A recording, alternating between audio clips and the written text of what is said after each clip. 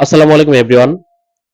Bangladesh HP এবং Malaysia জাতীয় cricket দল মধ্যকার দুই ম্যাচের টি-টোয়েন্টি সিরিজের প্রথম টি-টোয়েন্টি ম্যাচটি আজ অনুষ্ঠিত হয়ে গিয়েছে এবং প্রথম টি-টোয়েন্টি ম্যাচেই মালয়েশিয়া জাতীয় ক্রিকেট দলকে 89 রানের বড় ব্যবধানে হারিয়ে আহ, সিরিজের প্রথম ম্যাচটা নিজেদের নামে করে নিল বাংলাদেশ এইচপি দল এবং এতেই প্রমাণ করলো তারা যে একটা টেস্ট প্লেইং কান্ট্রির এইচপি দলের পারফরমেন্স মালয়েশিয়ার মতো ছোট টি-টোয়েন্টি প্লেইং কান্ট্রির বিপক্ষে কিরকম হওয়া উচিত।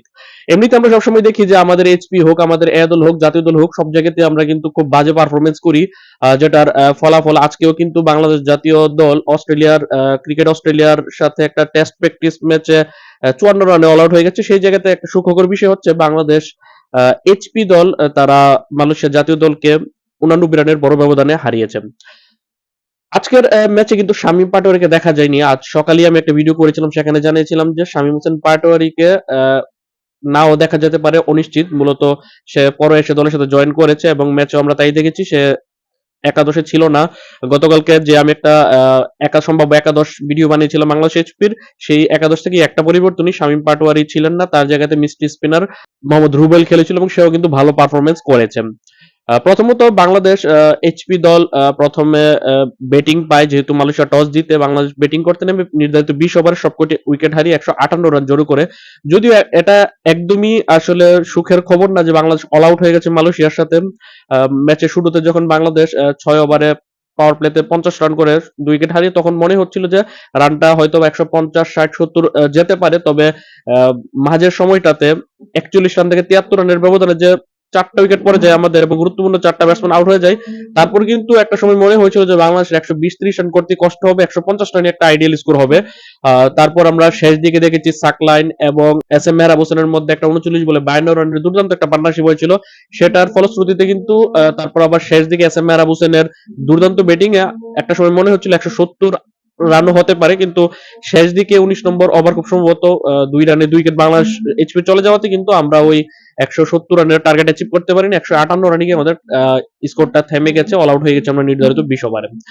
ওপেন করতে নেমে জিশান এবং জাওয়াদ, দুইজনের মধ্যে জাওয়াদ আবরার কিন্তু দুর্দান্ত একটা ওপেনিং এনে দিয়েছিল। 18 বলে 28 রান করেছিল 3-4-1 ছক্কায়। অন্যদিকে জিশান আলম খুবই আশাহত করেছে আমাকে, 7 বলে 0 করে আউট হয়ে গেছে মালয়েশিয়ার সাথে। তারপর 3-4-5-এ নেমে আরিফুল, সাব্বির এবং প্রীতম কুমার কিছুই করতে পারেনি। আরিফুল করেছে 15 রান, সাব্বির 14 রান এবং 4 রান করে আউট হয়ে গেছে প্রীতম কুমার। তারপর ওই 6 এবং 7 নম্বরে অধিনায়ক এস এম মেহরাব এবং অলরাউন্ডার সাকলাইন দুর্দান্ত পারফর্ম করেছে। এর মধ্যে এস এম মেহরাব হোসেন তো 22 বলে 40 রানের একটা দুর্দান্ত ইনিংস খেলেছে 3-4-2 ছক্কায়। শেষ দিকে তার ব্যাটিং এর কারণে কিন্তু আমরা রানটা ক্লোজ টু 160-এর কাছাকাছি চলে গিয়েছিলাম। সাকলাইনও দুর্দান্ত খেলেছে, 24 বলে 32 রান করেছে 1-4-3 ছক্কায়। 26 বা 25 বল খুব সম্ভবত। সে যদি আরো কিছুক্ষণ থাকতো হয়তো 170 ইজিলি হয়ে যেত মেহরাব এবং সাকলাইনের ব্যাটে। তারপর শেষ দিকে তো ব্যাটসম্যানরা আসলো আর চলে গেল। তবে আমাকে হতাশ করেছে সাব্বির রহমানের পারফরমেন্স। 12 বলে 14 রান করে বোলারের হাতেই ক্যাচ দিয়ে আউট হয়ে গেছেন।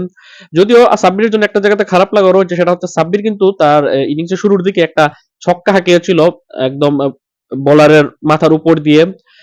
কিন্তু সেই ছক্কাটা কোনো একটা কারণে ডেড বল হয়ে যায়। কিন্তু যদি ওই ছক্কাটা হতো হয়তো বা তার রানের সাথে আরো কিছু রান যোগ হতো, অথবা সে একটা আলাদা মনোবল পেত তার স্কোরে। তবে ওভারঅল সবকিছু মিলে কিন্তু সাব্বির হতাশই করেছে, 12 বলে 14 করে আউট হয়ে গেছে। অন্যদিকে এস এম মেহরাব হোসেনের প্রতি আমার খুব একটা বেশি আশা ছিল না। সে 22 বলে 40 রানের দুর্দান্ত ইনিংস খেলেছে। আর সাকলাইনের প্রতি একটা ভরসা ছিল যে ভালো করবে, সে 32 রানের একটা ইনিংস খেলেছে।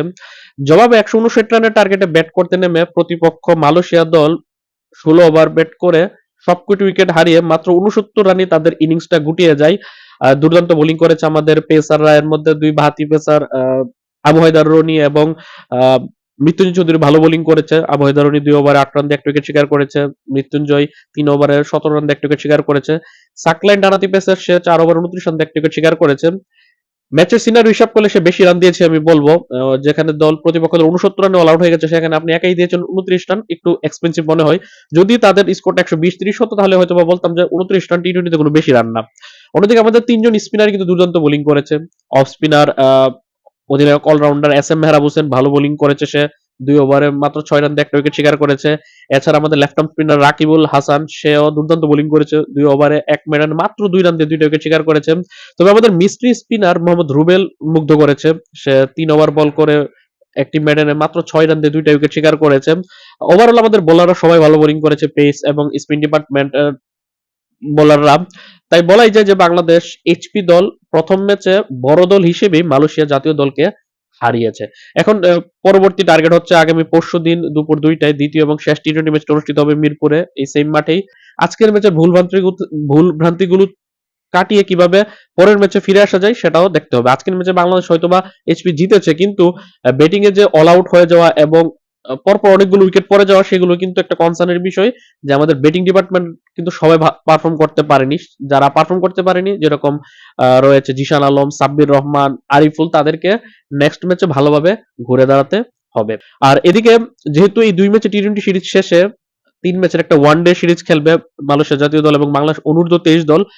বাংলাদেশ অনূর্ধ্ব 23 দলের প্রথম 2টা ওয়ানডের জন্য অর্থাৎ মালয়েশিয়ার সাথে, সেটার জন্য স্কোয়াড ঘোষণা করেছে বিসিবি। সেটা নিয়ে আমি খুব শীঘ্রই সেই স্কোয়াড ভিডিও নিয়ে হাজির হবো। ততক্ষণ পর্যন্ত ভালো থাকুন, সুস্থ থাকুন, মাজুল ইসলামিক চ্যানেলের পাশে থাকুন এবং যারা যারা সাবস্ক্রাইব করেননি এখন পর্যন্ত অবশ্যই সাবস্ক্রাইব করবেন। অনেকেই রয়েছেন ভিডিও দেখেন কিন্তু আপনারা সাবস্ক্রাইব করেন না। অবশ্যই আপনাদের কাছে একটা সাবস্ক্রাইব কাম্য এবং ভিডিওটি ভালোভাবে শেয়ার করে দিবেন, যাতে আপনার আশেপাশের বন্ধু বান্ধব আত্মীয় স্বজনও ভিডিও দেখে কিছু তথ্য উপাত্ত পেতে পারে বা কারোর কাজে লাগতে পারে।